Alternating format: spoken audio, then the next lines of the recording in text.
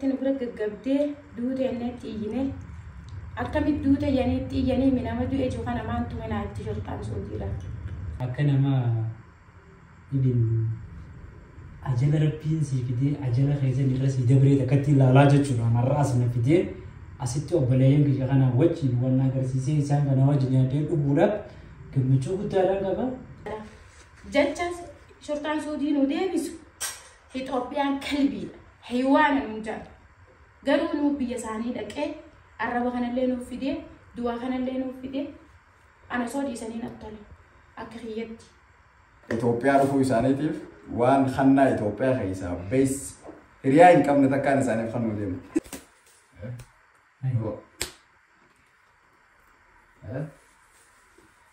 نمشي أنا ما فري نمشي أنا ماشي نمشي أنت تشيك أو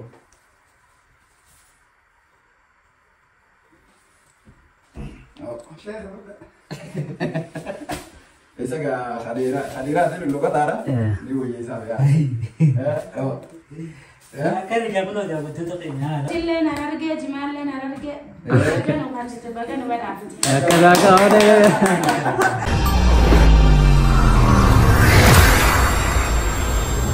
السلام عليكم أردفتها خينيا كم بيكم وجولتنا ريفون تنبسل تكوسني قولنا جرا وجهيسة تورين ناتنيا شو تورين أمبر ديفيني سيمبيسنا جولين تنو يرو ديرا منيدا سعود عربية خيسة تيرامي رفع أما جانو خلنا كانت أستي يويتا مكان ثاني نتاعنا كنت عارف إتتو دايما ولت لا شايلة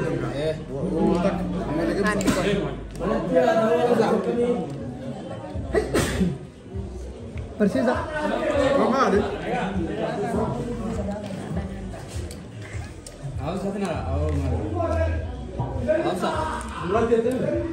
Shaalleen muruga.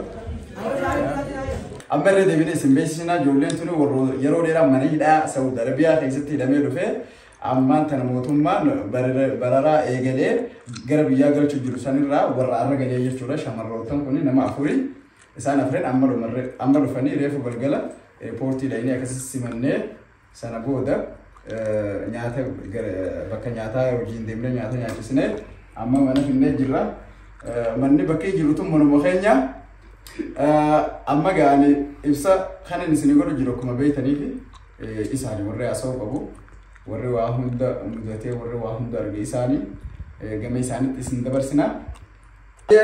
Obboleettota yoo welcome bagana gaya Itoophiyaa biyya abbaa keetti keessaafu Oromiyaa jechuun biyya baraatu addunyaa kanaa bagana gaya dhuftanii baga qilleensa bareedaa addunyaa rabbii isin agarsiisan isiniin jaa. Hayyee maqaa keettee bi achi booda dubbadhume. Wazira Abdallah. Ijoollee isaati. Harargeedha. Mee ati amata meeqa Saudi turte? Amata meeqa Saudi turte? Amma shan turte si qaban jechuudha. Mana si dhufanii si qaban moo si karaa deemu si qaban? Aluma si qaban. Si qabanii eegee hidhamte booda hagam takka hidhamte mana hidhaa keessa? Yaa fuudhadha. Amaliyyaa irratti yaadon deebisanii jedhu gosoota keessatti. Amaliyyaa gusuma godhina gusuma seetii dha. Wayyaa rabbi taarifa ajaa'ibaati. Hayyee obboleettii nyaatte maqaan keenya? Caatu sin jan ijoollee isaa? Harar gede isin illeeni. Saudi amata meeqa turte? Turte jechuudha. Okay, yeroo dheeraa booda qabamte. As qaban akkuma isin moo manatti? Osoo dalagaa deemtu qabamu. Okay, jee meeqa hidhamte? Warra boodarra qabame kanaati. Okay, ati intu qabne qaamni ni beeksisa. Nama garii akkasii nama garii carraa kana keessa rabbi mudee booda kanarra warra qabame warra galu jiru waan ta'eef jecha. Okay, achi keessatti mudannoo warra si dura mana hidhaa keessa hoggat akka ture. Maal isaanii maal ta'e argite? Ati ji'a lama qofa hidhamte mee obboleeyyan isaanii maal fa'aa ta'e argite jecha keessatti? Dagara qabdu jira gaafa isin gara kan dhukkubsatte jaarsa qabdu jaarsa irraa fuutanii gaarii dabarsa gaarii tokko fuufa. Okay. Shamarra garaa qabdu ta'e mana hidhaa seentee jechuudha gizee inni beektan namni garaa qabu ni dhukkuba. Gizee na dhukkuba mana keessatti na ati dhugumaan jaarsa irraa ilmoo tana garaa godhattee jaarsa qabda yaani qishnaafaatti godhan jechuudha. Ilma namatti jechuudha hayyee. Dhaladhee guruu waan hin gadde mana hidhaa seenee rakkoo salphina gadi sanarra waan akka alhamdulillah. Eeywa dhageessanii jirtanii nama dhalee jechuudha yeroo musan dhaalchisanii gusmuuf deebisanii balaa dhaabubbatti uffatan qabdu jettee bakka teessan qabdu jettee waan uffattuun qabdu jettee argitanii shamara jechuudha mana hidhaa keessa rakkoon akkasii hamudattu qishinaatti goote jechuudha arabni shurxaan biyya sanii waan akka wanni isaan tajaajilan jirtu akkuma horii silaalan jirtu akkuma horii gizee dhaluu akkasumas silaalan garaagarummaa horii wajjin qabdu jechuudha isaan biratti. Nama maqaan kee eenyu? Nasiimaadina sagalee ol fuudhi dubbadha. Ijoollee haan argite ta'es? Ayyee haan argite isinillee ni hagam takka suudii turte amata meeqa? Amma sadii turte si eessa deemtu si qaban? Mana madaami moo manfoo moo eessa? Okay, madaami wajjin suuqa dhayxee qajamsi godha jechuudha. Ajaa'ib uffattee nu jirta akkuma isaanii? Okay, mana hidhaa keessa hagam takka turte? Guyyaa 28? Isin jirtu jechuudha. Wantu qabnu. Akkuma mana madaami baatatti Itoophiyaa turte. Akkana kunoo chaansii qabdi jechuudha isin laal. Sila xayyaarri amma jidduu kana banamuu baatte akkuma isaanitti azabamti turte. Isin warra fayyaa qaburraa akkuma argitan kana sagalee garuu hin qaban isaan hundinuu sagaleen isaanii wal fakkaataadha.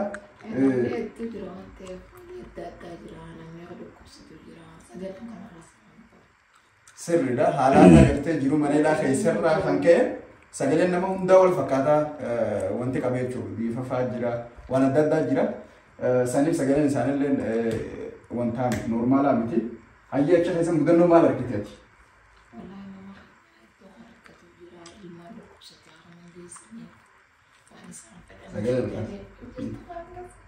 Yaa Rabbi isin dubbachuun dandeessu haala ilmaan daa'ima dhukkubsatu kana akkuma geessaniif haati inni rakkattee ilmaan sun nama cinqan jechuudha.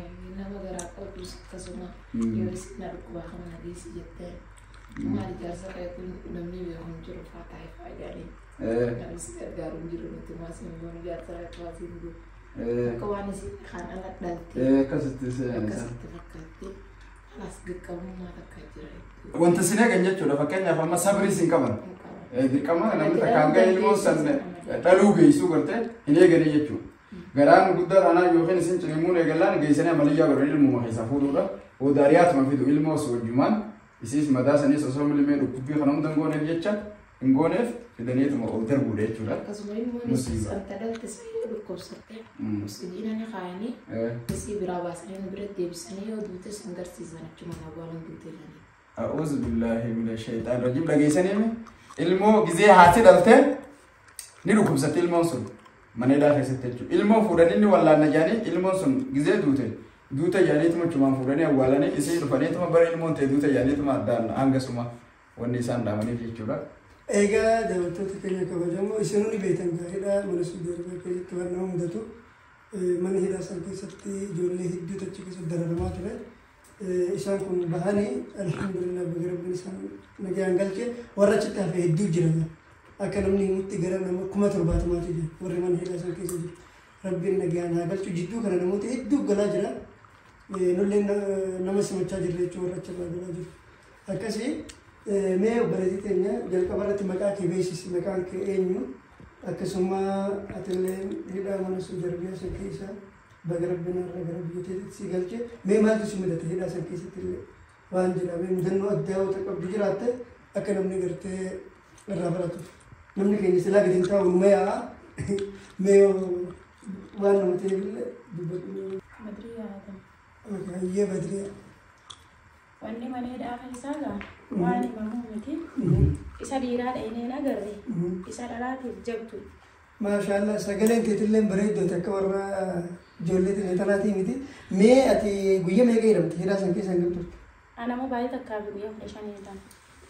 Maashaallah baay'ee guyyaa 15 isin hundi wal fakkaata jechuudha. Egaa alhamdulillah akka carraa arganne malee silaama akka carraa kana argachuu baanne yookiin baatii 4 yookiin 5 yookiin 6. Rakkoon achi keessaa gaa inni ulfaani dhaqaa inni ulmaa jiru ni dhaqaa ati gaa rakkoon waan kana jaamte hin qabu. Mee hanga ati achi jirtutti wanni ati qabatamaan ija keetiin agarte waan hedduu nama gaddisiisa jettee yaaddu maaltu ture? Wallaahi gaa wanni nama gaddisiisaa jira ilmoollee nurra dhukkubsattee boonye ulaallee irratti humne laalanii nu biraa deeman ulaan irra cufanii. Ammallee lammii biraatii achitti nu bira gaggabdee duutee inni iyyine akkamit duute yaniitti yanii minama du'e jiru kana maantu minaa itti shortaan Suudiidha. Garuu rakkoon achi keessa nu qofa osoo hin ta'in namuma hundaa'u akka saree ilaalan akka namaatti ilaalan Suudiin. Ammoo an akka hiyyaaf akka nama keenyaatiif osoo dhiisanii natti tola. Osoo deemuu dhaabanii. Suuduma sanuu osoo deemuu dhaabanii. Garuu reefki keenya tallaajaan jira. Gaara Suudii keessanii jira. Bakka hin jirre hin qabnu. Kanumaafuu namni keenya yoo du'e tallaajaa seena malee qabriin harkatu. Abaluu kiyyaa du'ettee ati nama san harkaan qabattee hin sabbartu. Isa gaara keessa du'e akkasuma. Waan kana hundaafuu namni keenya osoo dhiisee natti tola.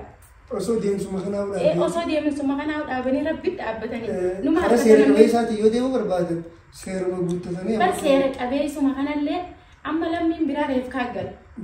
Inni du'a aggal. Nuti amma isuma seera qabeessaan deemu kana rakkoo meeqaa irra galu nuti illee ni agarra. Namni biraallee akkasuma arga. Amma namni keenya namni achitti fooqii irraa darbanii mudhichitee biyya kanatti mana akmaa keessa amma sadi teessee iciyyoon faayizaa jedhamtu san asit duuti. Fayyituu dhayite Suudii. Seera qabeessaan dhayite namni hin beekne hin jiru.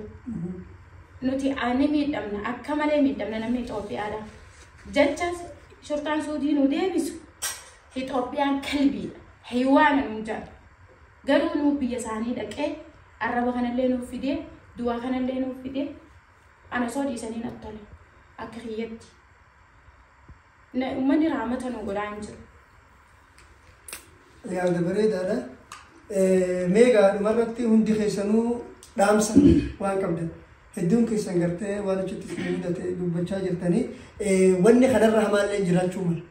Sigalee akkuma beeknu nullee manuma hidhaa san turre mana hidhaa san keessatti uummanni uummata keenya kan akka malee ilaala. Wanni uummata Itoophiyaa kan akka malee ilaallus numaa kun anillee gamanumaanuu wanni hin dhaamu xiqqoo yoo deemsa barbaadan gara seera qabeessaatiin xiqqoo wayii jeeti jedha. Maaliif seera qabda falmachuullee dandeessaa imbaasiillee achi yoo gartee waa taate si waa gochuu dandeessi. Yoo ammoo seera qabaanne biyyuma kamattuu namni seera qabne tokko wanni isaa furreeffisa. Obboleessa keenya tokko nu cinatti argama. Inninis irratti guyyaa 4 natti fakkaata eega Suudii dhufee egaa inni xiqqoo hedduu dhukkubsate gara amatti akka kana inni ta'a inni gara san turuun isaa xiqqoo gaamma haakimatti deddeebi'ee waan hedduu achi keessatti miidhamee jiruuf haakimatti deddeebi'aa milmee dirachaa jira. Mee isaas gabaabumatti waan gartee isa mudate dhaamsallee yoo qabaatu irraa kun mee maqaa kee uummata wal barsiise mee gabaabumatti wanti isa mudate maali mana hidhaa sun keessa. Assalamu alaikum warahmatullahi wabarakatuh. Sagaleen biyya dhagahama. Sirriitti. Duraan dursee isinillee dukkana san keessaa rabbiin abaasee asii wal nu agarsiisee waliin taa'uu kanaafuu rabbi alhamdulillah hin jaa itti dabaluudhaan kabajootaaf jaalatamtoota keenya waan san dura godheefii jira maqaa keessan kabajamaadhaan ulfaadhaa isiniin jenna. Ani kaniin galee Saudi Arabiyaa irraa eegaan galee guyyaa 4 haa ta'u malee guyyoota kana keessatti baay'ee takka nu dhukkubaa ture akka malee bakka humna kiyyaan laafee ture. Obboleeyyan keenya kun Hamzaadhaa fi Obsaan itti bilbilachuudhaan gaafaan gabbuu jechuudha. Achi dhufanii na fuudhanii akka malee laafoo kiyyan harkanii haakima na geessanii akkasitti ol ji'ee taa'uu danda'ee jechuudha. Ani hidhaa keessatti waggaa takkaa fi ji'a 3 waan akkasiitiin hidhame. Waggaa takkaa fi ji'a 3 jechuun waan fooyyeedhaa miti. Even guyyaa takka jechuudha. Guyyaa takka mana hidhaa keessatti barsuun hamma namatti ulfaatu nama hidhamee beekaa jeetii yaada. Ani garuu waggaa takkaa fi ji'a 3 hidhame. Rabbi alhamdulillah har'a achi keessaan galchee waliin keenya kanaallee waan nu barsiisee biyya tanallee nu fidee biyya tanallee gara waggaa 8 akkas torbanii ta'a kan irraa deemni asillee lubbuudhaan nu fidee nu agarsiisuudha. Akka nama idin ajala rabbiin sii fidee ajala keessan irra sii dabree takkatti ilaalaa jechuudha. Har'a as na fidee asitti obboleeyyan kiyya kanaa wajjin waan agarsiisee isaan kana wajjin nyaatee dhuguudhaaf gammachuu guddaadhaan qaba. Alhamdulillah rabbil alamin rabbiif galanni haa ga'u yaa obboleeyyan kiyya akkasumatti warra keenya warra hidhaa keessatti nu bira hafan saayibboon keenya obboleeyyan keenya namoota baay'ee jira خناس ربين كنجان يجينا نفقلش دعاء إذا قلنا ما لا سن كيس أبغى أمتك كافي لم تسمع أجي خيست أدينا مواد دورك يروس أنت تيارني تشوف هذا مال ترى ما أجي خيست وان تكتك وان هم تو أجي خيست تسون سو وان باجي سكون ما خناه مورف تكمتك يوم كيس عايزين يفتو كمان باجي يرو باجي نفرط تجيتي جا جرو تكفى موتما بيجسني يو كبيسي جا كون قران نما كتاتا لما دللي دي بيسي كوبان نما كتاتا أكسمت أكيد دوجي channel كتو أكسمت دكتة بريدان كتو واتكلم كتو أشخ خيستي نمني نموني بيجسن ترتني بيتن جدي جادا حساسية من ما نكوبا جم كامنو نما هم داي كانوا بكابتي خندي متواجد أنا رأيوني في هذا نبازاتين نو بيجر رايزين كده متي دي ما بيجسي سنقلا لا هذا ما دك عن جتات ورد إيرا خنا ورد شيء ترى كود دام لوتا إيران مدتا فسالة خنا فرا سوا خفات رفضت سوا خير كان يرجع تنجي شوزي يعني نمدين بيتن سابونا كان نيف إنجري جرا واتلا جرا سوا خفات فسالة خنا فرا رفضنا يعني أمباس خبرني سنجرتو بلات أنا بيتني بلات إسا أك كبنا خنا رأي ديماني واروزك أستيرة تروفسان سنفارا خبرة تروفنا يعني وان دلا تكاجراتي ونجح خزت إسام بدتو وانا جرن جاب نجرو خنا هوندا خفيد سيرا على بيجنا ما دي مورا يودن ديسان باسبورت إثيوبيا بافرنا سيرا كابيسان بيجنا ما دكا جبرت هذا لقدا أما تشامبو ده يجيرم دن ديساني يو كسر فيدن تمبري دجيتي جادا أكسر اللا مورا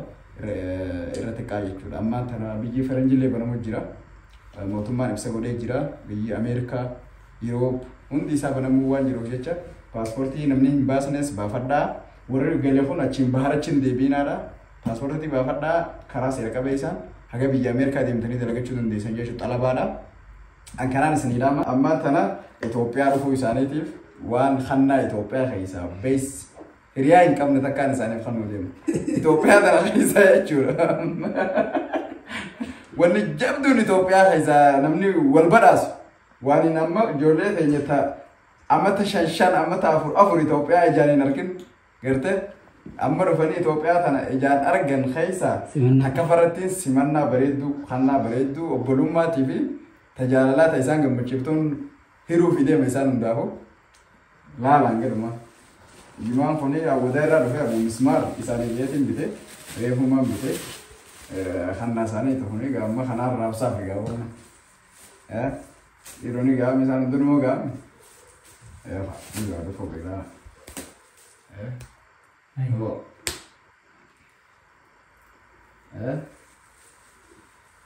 نمشان نما فري نمشان يمين سي نمشان توجه جاو